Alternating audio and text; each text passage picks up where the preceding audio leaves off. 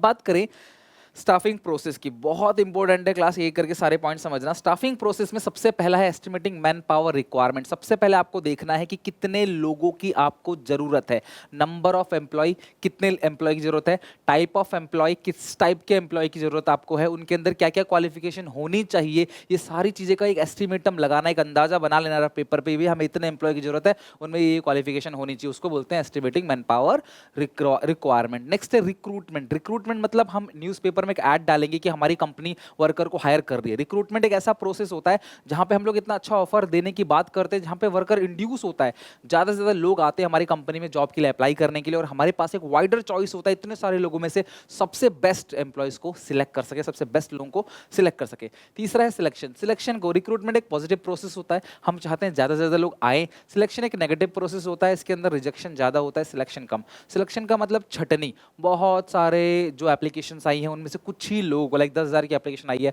तो उसमें से क्लास 10 लोगों को, 5 लोगों को ही सिलेक्ट किया जाता है। This is called selection. जैसे ही वो सिलेक्ट किया जाता है उसको जगह दिखा दी जाती है, उसकी कुर्सी ऑफर की जाती है, दिस इज कॉल्ड प्लेसमेंट। और उसे सब लोगों से मिलवाया जाता है, दिस इज कॉल्ड इंट्रोडक्शन और इंडक्शन या ओरिएंटेशन। ओरिएंटेशन मतलब उस एग्जिस्टिंग एम्प्लॉयज से, उस नए एम्प्लॉयज को अपने एग्जिस्टिंग एम्प्लॉयज से मिलवाया जाता है, सो दैट वो क्विकली सेटल हो सके, ऑर्गेनाइजेशन की रूल रेगुलेशन समझ सके और क्लास फ्रीली काम कर सके। फिर हम वर्कर की ट्रेनिंग करते हैं और डेवलपमेंट करते हैं। ट्रेनिंग का मतलब क्लास उसको सिखाते हैं चीज़ों को, और डेवलपमेंट मतलब वर्कर का खुद का भी डेवलपमेंट करते हैं, प्रमोशन वगैरह देते हैं, सो दैट आगे चल के वो क्लास अपनी खुद की लाइफ को भी सिक्योर कर सके। नेक्स्ट है performance appraisal report. Performance appraisal report एक ऐसा रिपोर्ट तैयार किया जाता है जिसके अंदर वर्कर का परफॉर्मेंस का पूरा डाटा लिखा जाता है, कब अच्छा काम किया, कब अच्छा काम नहीं किया, कब गोल्स अचीव किए, कब टारगेट अचीव नहीं किए, सो दैट जब हम उसका प्रमोशन करेंगे तो उस सिचुएशन में ये चीज़ें काम आएंगी।